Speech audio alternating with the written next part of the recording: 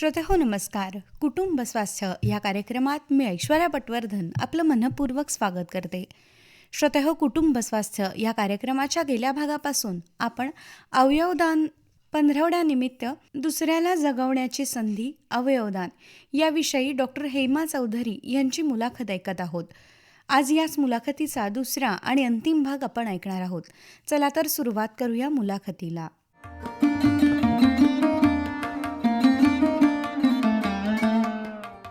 Madam, देहदान जर करायचं असेल एखाद्या व्यक्तीला तर त्याच्यासाठी काही वेगळी प्रोसेस असते का आणि त्यानं काय करावं? ज्यांना देहदान करायची इच्छा आहे त्यांनी जवळच्या मेडिकल कॉलेज म्हणजे MBBS मेडिकल कॉलेज जिथे देह स्वीकारला जातो, ॲनाटॉमी डिपार्टमेंट, त्यांचा प्रत्येकाचा एक सध्या तरी वेगवेगळे फॉर्म आहेत.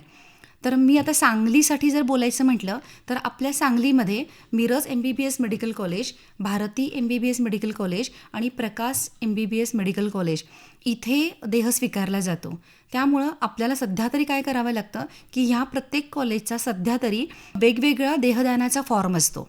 तर तुम्हाला कुठे देहदान करायचं आहे याचा विचार करून तुम्ही त्या कॉलेजच्या ॲनाटॉमी डिपार्टमेंटमधून देहदानाचा फॉर्म घेऊ शकता आणि तो व्यवस्थित भरून त्याच्यावर नातेवाईकांच्या सह्या, फोटो, आधार कार्ड या सगळ्या ते सगळी माहिती तुम्हाला सांगतात जेव्हा तुम्हाला फॉर्म देतात तेव्हा. आणि अशा पद्धतीनं तो पूर्ण फॉर्म भरून तो आपल्याला ॲनाटॉमी डिपार्टमेंटला नेऊन द्यावा लागतो. आणि मला हे सगळ्यांना आवर्जून सांगावंसं वाटतं की कोणताही जरी संकल्प तुम्ही केलात, म्हणजे देहदानाचा जरी केलात, नेत्रदानाचा केलात, त्वचादानाचा केलात किंवा अवयवदानाचा, कोणताही जरी संकल्प तुम्ही केलात तर ही चांगलीच गोष्ट आहे. पण हा संकल्प केल्यानंतर हे तुमच्या घरातल्या जवळच्या व्यक्तींना सांगणं अत्यंत महत्त्वाचं आहे.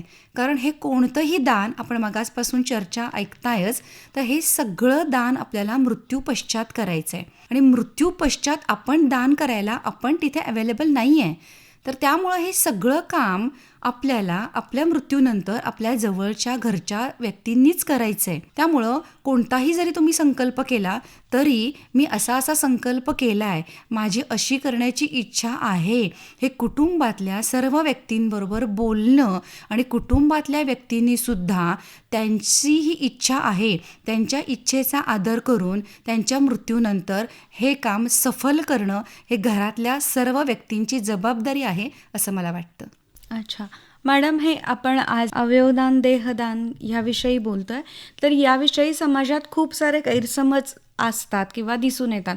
तर हे कोणकोणते गैरसमज दिसून येतात आणि त्यात किती तथ्य आहे? खरंच खूप मोठे गैरसमज आहेत आणि त्यामुळंच खरं तर हे अवयवदानाची गती कमी आहे असं मला वाटतं. जसं की म्हणजे बऱ्याच ठिकाणी आम्ही व्याख्यानाला जातो तेव्हा असं विचारलं जातं आम्हाला की नेत्रदान केलं तर पुढच्या आयुष्यात डोळे मिळणार नाहीत का, किंवा ह्या अवयवदानानंतर देह दिला जात नाही, किंवा हे जे अवयव काढून घेतले जातात म्हणजे कुणा गरजूसाठीच उपयोग होतो का, की हे डॉक्टर काढून कुणाला तरी देतात वगैरे, असे बरेच गैरसमज आहेत. आणि मी आता गेली 4 वर्ष the federation of organ and body donation ह्या NGO मार्फत हे काम प्रत्यक्ष होताना जवळून पाहतेय. तर असे कोणतेही गैरसमज जर असतील तर कृपा करून श्रोते हो, सगळे गैरसमज मनातून काढून टाका.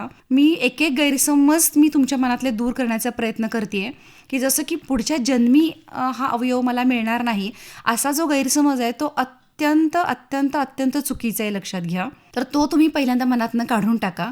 मला ह्यासाठी एक उदाहरण तुम्हाला द्यायला आवडेल की जसं की बऱ्याच स्त्रियांना आता बऱ्याच वेळेला आपण पाहतो की काहीतरी मेडिकल प्रॉब्लेम्समुळं गर्भाशय काढून टाकावं लागतं.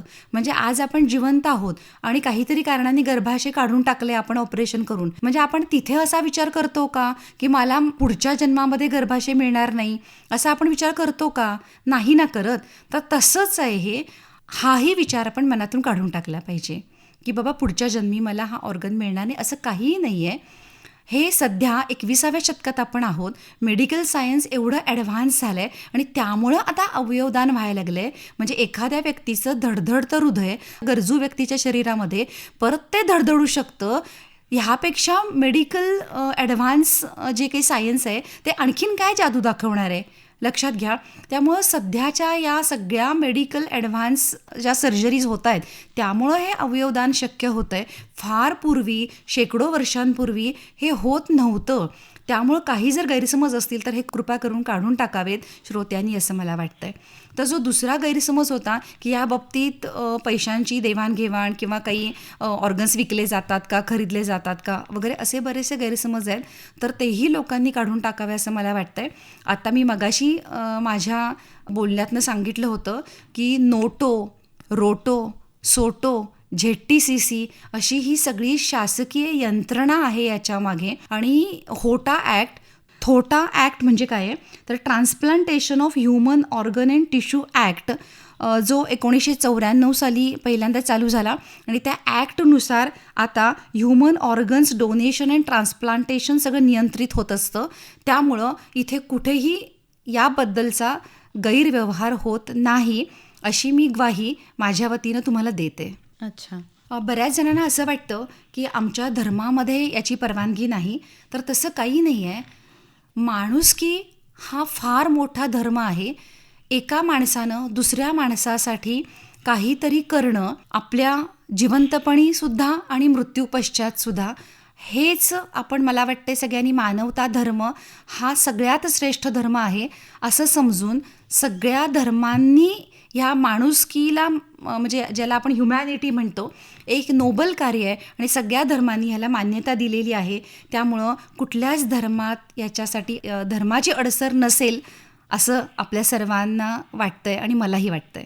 अवयवदान हे पुण्याचंच काम आहे आणि हे नक्कीच पुण्याचं काम आहे. मॅडम, अवयवदानानंतर त्याचं प्रत्यारोपण हाही तितकाच महत्त्वाचा विषय आहे. तर या प्रत्यारोपणाविषयी काय माहिती सांगाल?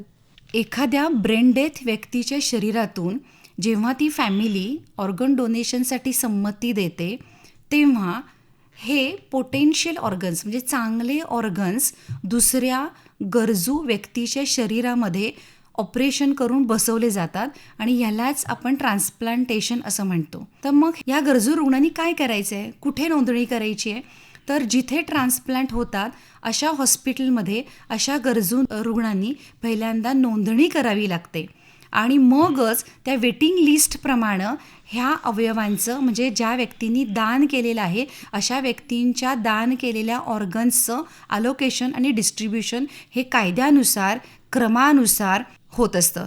इथे गरीब, श्रीमंत, ओळखीचा, पाळखीचा असं काहीही पाहिलं जात नाही. वेटिंग लिस्ट अनुसारच हे दान केलेल्या अवयवांचं डिस्ट्रीब्युशन होत असतं.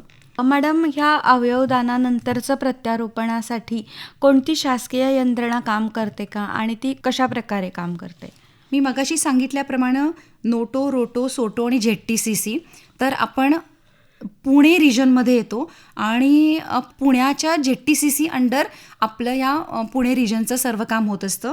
ZTCC म्हणजे काय आहे तर झोनल ट्रान्सप्लांटेशन कोऑर्डिनेशन कमिटी. तर ही, म्हणजे समजा सांगलीत एखाद्या व्यक्तीचं अवयवदानासाठी कुटुंबानं संमती दिली तर पुढील सगळी प्रोसेस पुणे ZTCC पाहते आणि पुणे ZTCC ठरवते की हे ऑर्गन्स वेटिंग लिस्टप्रमाणे कोणत्या शहरात जाणार, कोणत्या हॉस्पिटलला जाणार, कोणत्या रुग्णाला मिळणार, हे सर्व पुणे ZTCC ठरवत असते. अच्छा. मॅडम, सध्या आपण अवयवदानाच्या जनजागृतीचा पंधरवडा साजरा करतोय, तर याच्या पाठीमागं सरकारी धोरण काय आहे आणि सरकारी यंत्रणा कशा पद्धतीनं कार्यरत आहे? आपले माननीय प्राईम मिनिस्टर यांनी मन की बात प्रोग्रॅममध्ये जेव्हा अवयवदानाचं महत्त्व अधोरेखित केलं आणि त्यानंतर आता government of India, department of health and family welfare, ministry of health and family welfare यांच्यातर्फे, आणि मला अत्यंत सांगायला आनंद होतो आहे की आपले जिल्हाधिकारी, माननीय जिल्हाधिकारी अशोकजी काकडे यांच्या प्रेरणेनं सध्या सांगली जिल्ह्यामध्ये अंगदान जीवन संजीवनी अभियान तसेच अवयवदान श्रेष्ठदान या नाविन्यपूर्ण योजनेअंतर्गत सध्या सगळ्या सरकारी ऑफिसेसमध्ये जो अवयवदान रजिस्ट्री करण्यासाठीचा जो QR कोड आहे त्या QR कोड सगळ्या सरकारी ऑफिसेसमध्ये तो लावावा. तर अवयवदानाचं महत्त्व सर्वांना पटवून द्यावं आणि सर्वांनी त्या रजिस्ट्रेशन अंडर सर्वांनी एक संकल्प चांगला करावा की मला माझ्या मृत्यूनंतर अवयवदान करायचं आहे. आणि ही जनजागृती फार महत्त्वाची आहे मला वाटतं आहे. आणि त्याच्यामध्ये आज सांगली जिल्ह्याच्या जिल्हाधिकाऱ्यांनी अत्यंत तळमळीनं हा एक धडाडीनं प्रोग्रॅम हाती घेतलेला आहे आणि त्याला मला वाटतं या 2-3 महिन्यात अगदीच चांगली गती आलेली आहे. मॅडम, आपण त्वचादान आणि नेत्रदान ह्या दानांविषयी बोलतोय, तर ॲक्च्युलीमध्ये किंवा जे रिअलमध्ये काम केलं जातं ह्याच्यावरती ते काय पद्धतीनं केलं जातं? जेव्हा एखादा मृत्यू होतो आणि त्या मृत्यूनंतर त्या घरातल्या नातेवाईक त्याच्यासाठी संमती देतात की हां बाबा, माझा जीवलग आज गेलेला आहे.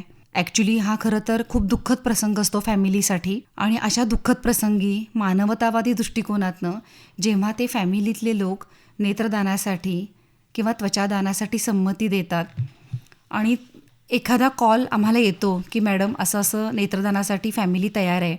मग अशा वेळेला आम्ही आपल्या सांगली जिल्ह्यामध्ये खूप चांगल्या रीतीनं काम करणाऱ्या 9 आय बँक्स आहेत. एक त्वचा बँक आहे. या कुठल्याही नेत्रपेढीला जरी एक कुणाचाही फोन आमचा असू दे किंवा डायरेक्ट त्या फॅमिलीतल्या लोकांनी जरी फोन केला तरीसुद्धा ही आय बँकेतली टीम किंवा त्वचा बँकेची टीम ही जेवढं लवकरात लवकर जाणं शक्य आहे तेवढं लवकर, म्हणजे जो प्रवासाचा कालावधी असेल त्या आय बँकेपासनं ते घर, हा जो प्रवासाचा कालावधी जर म्हणजे आता आपण सांगलीत आहोत तर एक 15-20 मिनिटाच्या अंतरानं हे लगेच टीम पोहोचते. पण समजा सांगली जिल्ह्याचं आपण दुसरं शहर घेतलं, तासगाव घेतलं किंवा विटा घेतलं, अशा ठिकाणी सुद्धा हा जो प्रवासाचा कालावधी सोडला की लवकरात लवकर ही टीम पोहोचते आणि घरी जाऊन नेत्रदान, कॉर्नियल रिट्रीवलचं किंवा स्किन रिट्रीवलचं काम ही टीम जाऊन नेत्रदान आणि त्वचादान स्वीकारलं जातं. मृत्यूनंतर किती वेळापर्यंत आपण नेत्रदान करू शकतो किंवा त्वचादान करू शकतो? अत्यंत महत्त्वाचा असा चांगला प्रश्न तुम्ही मला विचारलात आता, कारण ह्या सगळ्या दानामध्ये टाईम लिमिटेशन आहे. 6 तासाच्या आत आपल्याला हे नेत्रदान व्हायला पाहिजे. म्हणजे कसं असतं ना की मृत्यू झाल्यानंतर खरं तर सगळेच फॅमिलीतले लोक अत्यंत दुःखात असतात.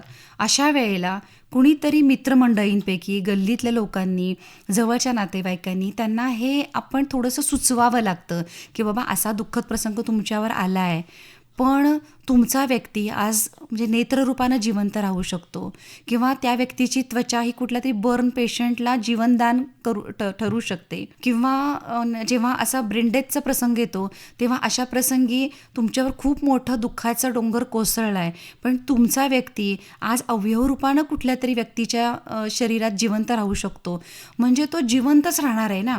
अशा वेळात थोडासा आपण सगळ्या समाजाने त्यांना पाठिंबा देऊन त्या दानासाठी त्यांना आपण थोडंसं तयार करून जर आपण त्यांना समजावून सांगितलं तर मला वाटतं आता समाजाचं पण प्रबोधन बऱ्यापैकी झालं आहे आणि खूप साऱ्या फॅमिलीज नेत्रदानासाठी तयार होत आहेत, त्वचादानासाठी तयार होत आहेत, अवयवदानासाठी तयार होत आहेत आणि हे दानाचं प्रमाण हळूहळू आपल्या समाजामध्ये वाढलेलं आम्हाला सध्या दिसायला लागलेलं आहे. मॅडम, अवयवदान म्हणजे की त्वचादान आहे, नेत्रदान आहे, यानंतर ह्या मृत्यूपश्चात होणाऱ्या दानांनंतर देह त्याच्या अंतिम संस्कारांसाठी कुटुंबाच्या ताब्यात दिला जातो का? हो, नक्कीच. नेत्रदान, त्वचादान तसंच अवयवदान या सर्व दानानंतर पुढील सगळ्या अंत्यसंस्कारांसाठी देह कुटुंबियांच्या ताब्यात दिला जातो आणि पुढील सर्व अंत्यसंस्कार ते त्यांच्या रूढी परंपरानुसार करू शकतात.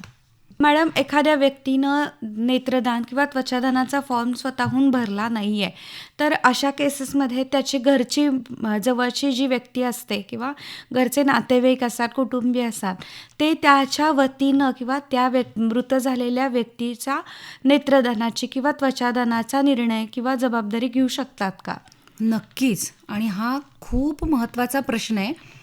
तर एखाद्या व्यक्तीनं जिवंत असताना जरी हा फॉर्म भरला नाही, म्हणजे नेत्रदानाचा असो, त्वचादानाचा असो, अवयवदानाचा असो, जरी फॉर्म भरला नाही आहे किंवा संकल्प केला नाही तरीसुद्धा त्याच्या मृत्यूपश्चात त्याच्या कुटुंबातली व्यक्ती हा निर्णय घेऊन त्वचादान असू दे, नेत्रदान असू दे किंवा अवयवदान करूच शकतात. कारण अनुभवाला असं आलेलं आहे की भरायचा म्हणून बरेच जण जिवंत असताना फॉर्म भरतात, मग तो एकतर घरात सांगितला जात नाही, तो त्यांच्याच पुरता निर्णय राहून जातो आणि मग ते घरातल्या नातेवाईकांना माहीत पण नसतं की असा फॉर्म भरला आहे. म्हणून मी मगाशी बोलता बोलता सुद्धा बोलले होते की हे सगळं त्या व्यक्तीच्या किंवा आपल्या मृत्यूपश्चातच काम होणार आहे आणि त्या घरातल्या फॅमिलीतल्या लोकांनीच करायचं आहे. त्यामुळं फॉर्म भरला नसला तरीसुद्धा हे सर्व दान व्यवस्थित होऊ शकतं. फॉर्म भरायलाच पाहिजे किंवा त्या व्यक्तीनं बोलायलाच पाहिजे होतं माझ्याशी आधी जिवंतपणी, असं अजिबात नाही आहे. फॅमिलीतल्या लोकांना वाटतं आहे ना की आज आपण आपली जिवलग व्यक्ती गेली आहे, आपण आज ह्यांचं नेत्रदान करूया, त्वचादान करूया, अवयवदान करूया, तर हे ते व्यक्तीच ठरवू शकतात. कारण आपल्या मृत्यूनंतर आपला म्हणजे त्या जी डेड बॉडी आपण म्हणतो त्याच्यावर अधिकार कुटुंबियांचाच आहे. त्यामुळे कुटुंबीय हा निर्णय घेऊ शकतात. मॅडम, आज तुम्ही आकाशवाणी सांगलीच्या स्टुडिओत आलात आणि अवयवदान, देहदान याविषयी खूप छान माहिती सांगितली. त्याबद्दल आपले मनःपूर्वक आभार. धन्यवाद.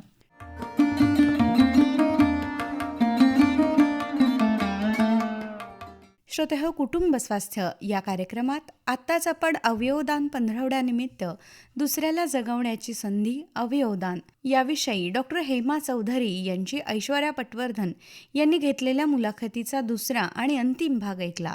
याबरोबरच आजच्या कुटुंब स्वास्थ्य या कार्यक्रमाची वेळ संपत आली आहे. तेव्हा या कार्यक्रमाचे सादरकर्ते श्रीनिवास जरंडीकर यांच्यासोबत मला ऐश्वर्या पटवर्धनला निरोप द्या. नमस्कार.